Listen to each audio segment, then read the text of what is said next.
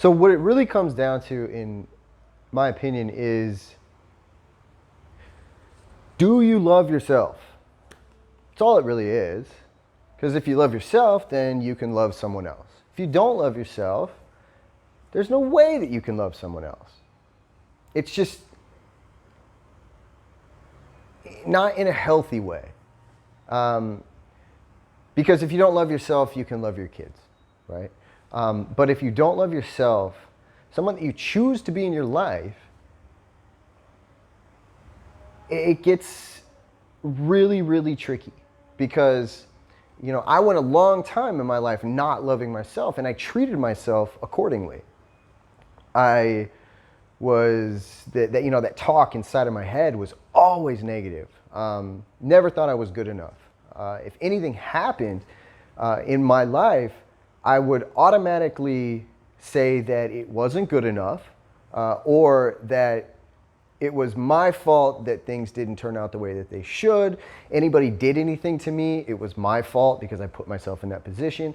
Nobody else, I never blamed anybody else, even when they were to be blamed. So loving myself is the only thing that when I got to that point, after a lot of work, I was able to start to love someone else unconditionally. So what I did was people laugh at me for this, but I got sober 5 years ago, and when I first got sober, this person suggested that I would go in the mirror and tell myself that I love myself. And I went to go do it, and it was the most awkward, uncomfortable fucking thing that I've ever done.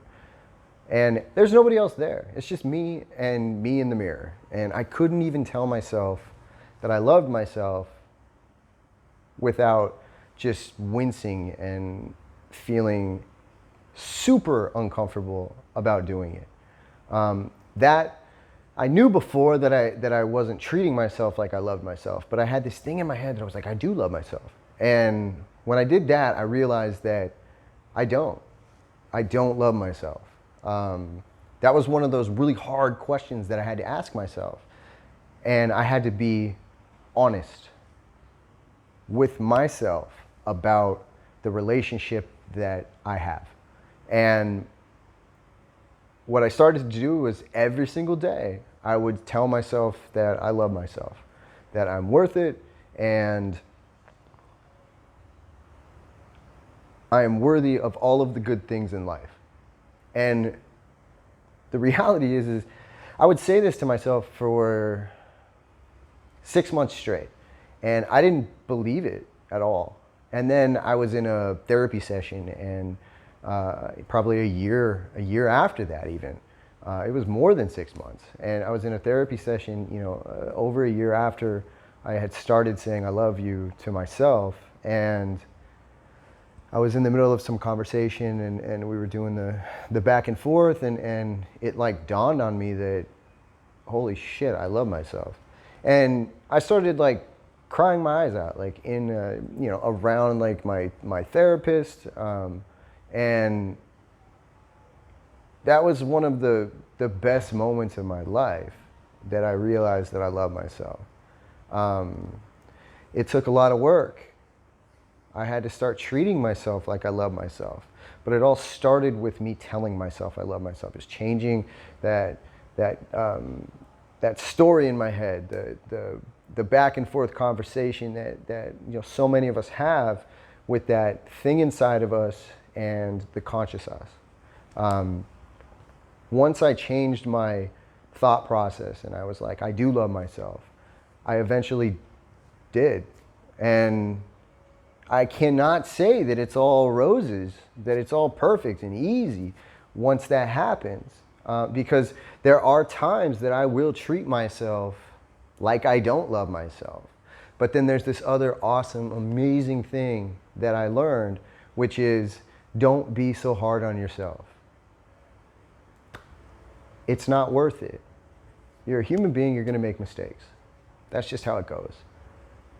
But do you learn from those mistakes? And the only way that I learn from those mistakes is if I don't sit in them and think about them constantly, and it makes me miserable and makes me not move forward. Worrying about things that I've done has impacted my life in ways that I can't even explain. Once I started to not do that, once I started to make a mistake, assess it, realize the mistake, and then move on from it, that's when the whole I love you thing started to come in. And it was like, oh, okay. Like, I love myself, and I love myself for being great, for being for having all of my gifts, but also for the fact that I do make mistakes, and that's okay. Like, that's part of life. And we're not taught that mistakes are something that you're going to have more of than successes. We're taught that success is the only thing that matters. But how many mistakes have happened up to that point so that you can have that success?